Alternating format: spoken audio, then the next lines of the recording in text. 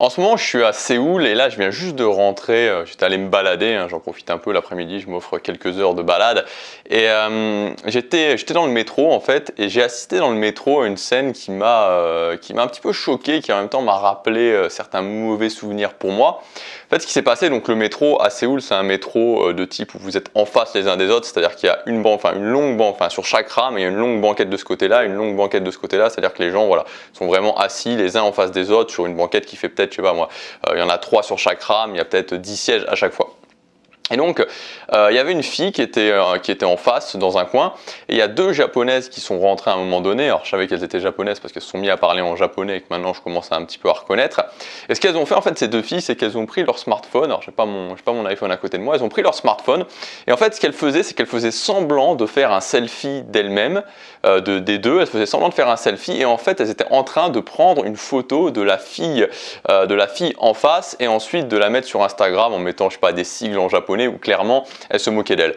Donc moi j'ai assisté à ça parce que j'étais juste à côté des 2 filles, des 2 japonaises. Déjà ça m'a rappelé des mauvais souvenirs personnels parce que moi on s'est beaucoup moqué de mon physique quand j'étais plus jeune.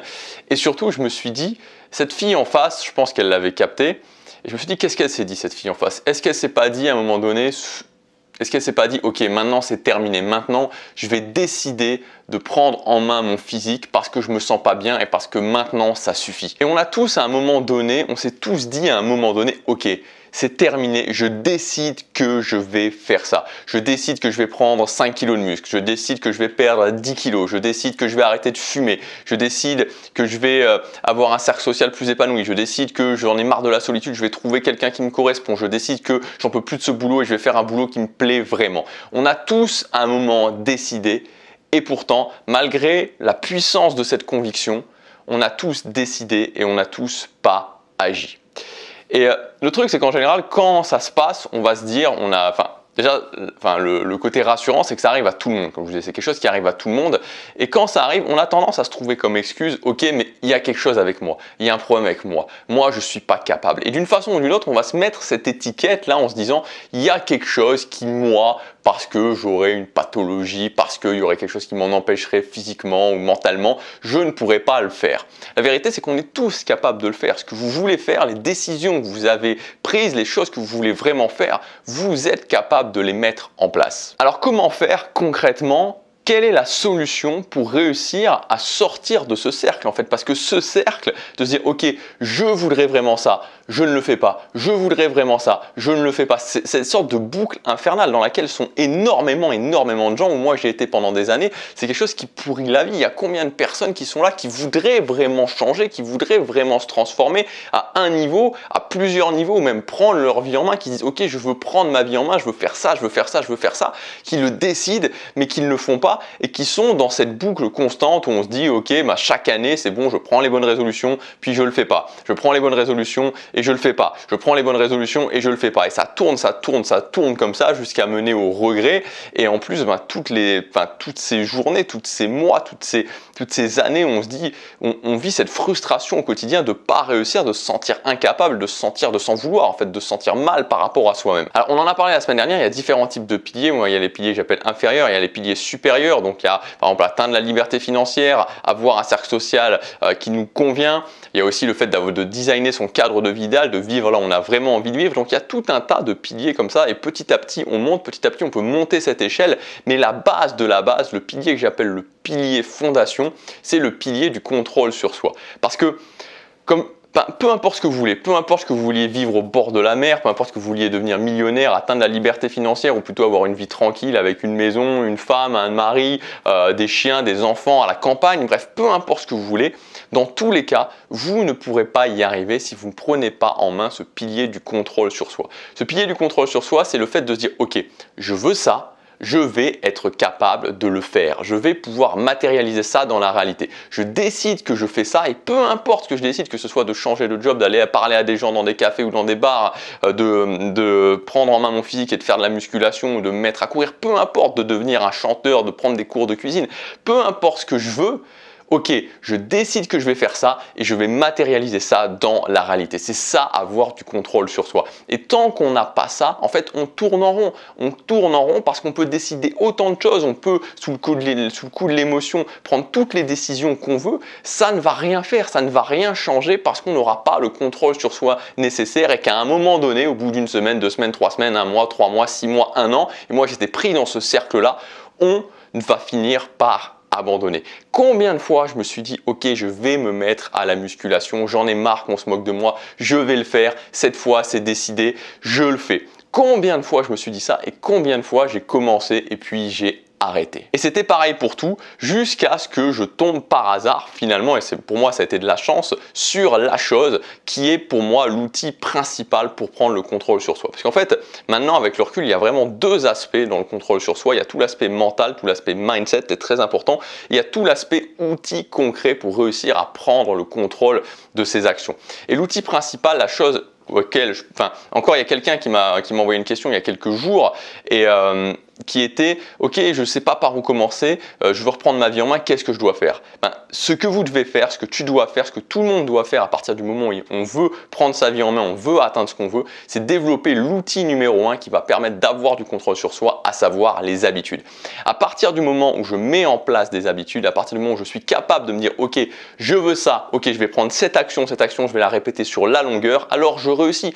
Peut-être que vous ne serez pas la personne la plus efficace de la planète, peut-être que vous allez devoir ajuster au fur et à mesure du temps, mais c'est pas grave parce que vous aurez la régularité et vous finirez toujours par réussir et vous allez vous améliorer ensuite. Aujourd'hui, j'ai voulu faire cette vidéo pas pour vous expliquer concrètement comment on met en place des habitudes, mais j'ai voulu faire cette vidéo plutôt pour créer un déclic et vous montrer que en fait, si aujourd'hui vous êtes pris dans une boucle, si aujourd'hui vous avez l'impression de toujours décider des choses et de jamais les tenir, si vous avez l'impression de faire un pas en avant, 2 pas en arrière et comme ça d'être bloqué dans votre vie, d'être piégé dans votre vie parce que vous vous dites à un moment donné, vous regardez par exemple une vidéo sur YouTube et vous dites ah ouais c'est sympa ça, ce mec là il fait ça, ça a l'air sympa. Et vous dites ok je vais commencer. Puis vous dites je vais commencer puis vous le faites pas. Et puis à un autre moment vous regardez une autre vidéo, ah ça a l'air sympa, puis vous commencez puis vous arrêtez, etc.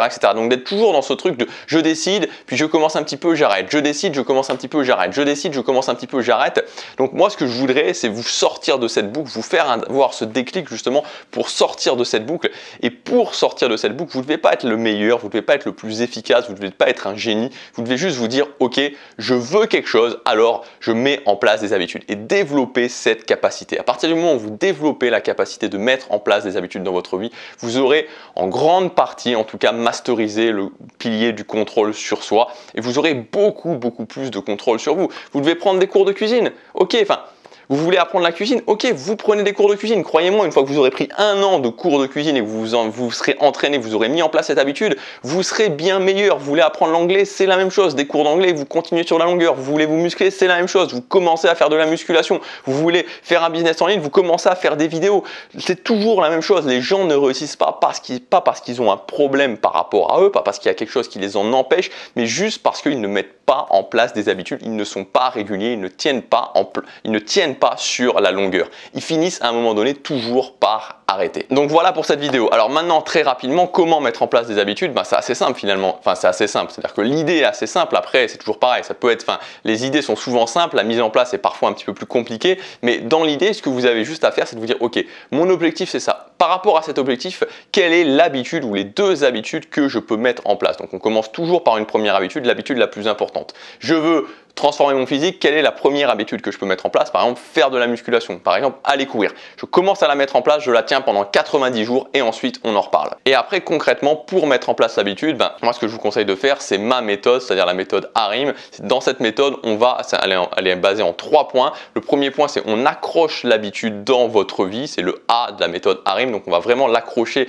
pour faire en sorte que chaque jour, à la même heure, à un moment précis, vous sachiez que c'est le moment de faire cette habitude et que vous soyez directement prêt à la faire. Ensuite, on verra la routine, c'est-à-dire on verra exactement comment la faire et on verra aussi en 2 parties comment mettre en place des récompenses puissantes parce que une fois que vous aurez mis en place des récompenses puissantes qui valident au niveau de votre cerveau que ok, vous avez fait l'habitude, vous pouvez être fier de vous, ce que ça va provoquer, c'est au moment de l'accroche, l'envie de la récompense. Donc quand vous allez commencer l'habitude, quand vous saurez que c'est le moment de faire cette habitude, vous allez avoir envie de la récompense et cette envie de la récompense qui va ancrer l'habitude dans votre cerveau. Voilà, mettez en place des habitudes dans votre vie. vie, prenez au moins aujourd'hui cet engagement, l'engagement de mettre en place des habitudes, de commencer à mettre en place une première habitude. Ne cherchez pas à être rapide, soyez patient, vous verrez qu'en faisant ça, et c'est le meilleur conseil que je puisse donner à n'importe qui galère dans sa vie, ok, pendant 6 mois, arrête de réfléchir.